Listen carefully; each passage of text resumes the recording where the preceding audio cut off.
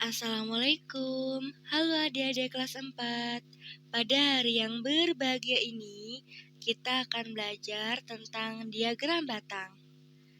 Adik-adik, menyajikan data selain menggunakan diagram gambar, dapat pula disajikan dalam diagram batang.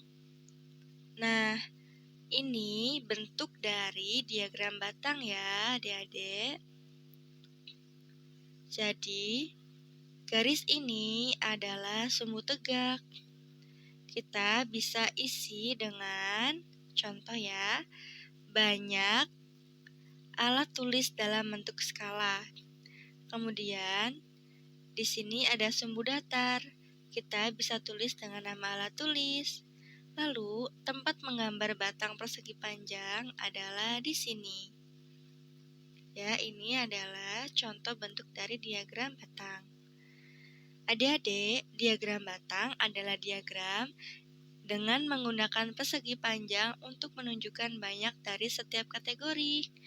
Diagram batang dapat disajikan dalam bentuk mendatar atau tegak. Nah, agar kita lebih memahami materi tersebut, ayo kita amati, perhatikan diagram batang untuk data banyaknya siswa yang mengikuti ekstrakurikuler. Di sini, sumbu tegak terdapat banyak siswa, kemudian sumbu datar terdapat jenis ekstrakurikuler. Yang mengikuti sepak bola di sini ada 9. Ya, karena ini sumbu tegaknya mengarah kepada angka 9. Sejajar ya. Selanjutnya, yang mengikuti ekstrakurikuler tari ada 1. Karena di sini sumbu tegaknya mengarah kepada sumbu datarnya mengarah kepada sumbu tegak 1. Lalu, banyak siswa yang mengikuti ekstrakurikuler menyanyi ada 5. Kemudian catur ada 2. Basket ada 6. Nah, jadi ini contoh diagram batang ya, adik-adik.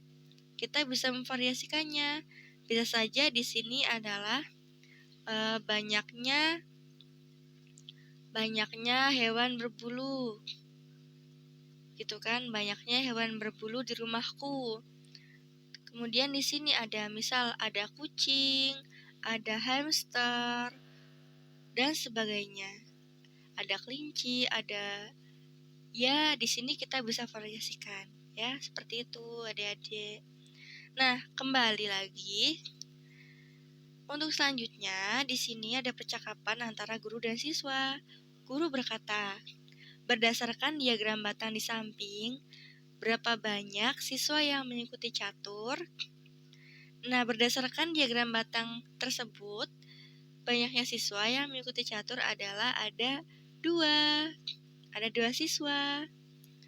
Kemudian, ibu guru bertanya lagi, ekstrakurikuler apa yang paling disukai anak-anak? Kemudian, ada siswa yang menjawab, ekstrakurikuler yang paling banyak diikuti siswa adalah sepak bola, karena persegi panjangnya yang paling tinggi dengan banyak siswa adalah 9. Nah, jadi seperti itu ya adik-adik. Nah, tadi adalah contoh penulisan penyajian diagram batang tegak ya adik-adik. Nah, selanjutnya di sini ada penyajian diagram batang mendatar. Ya, seperti ini. Di sini ada warna bunga ya, contoh sumbu tegaknya ada warna bunga, kemudian sumbu datarnya ada banyak bunga.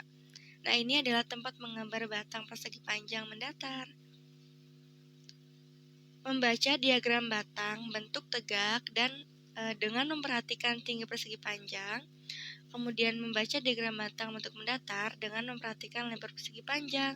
Nah, itu ya adik-adik perbedaan dari diagram batang bentuk tegak dan juga diagram batang bentuk mendatar.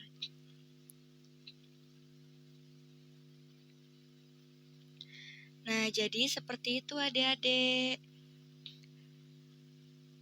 Semoga sekarang adik-adik dapat memahami bagaimana caranya membuat sebuah diagram batang, baik itu diagram batang bentuk tegak maupun diagram batang bentuk mendatar.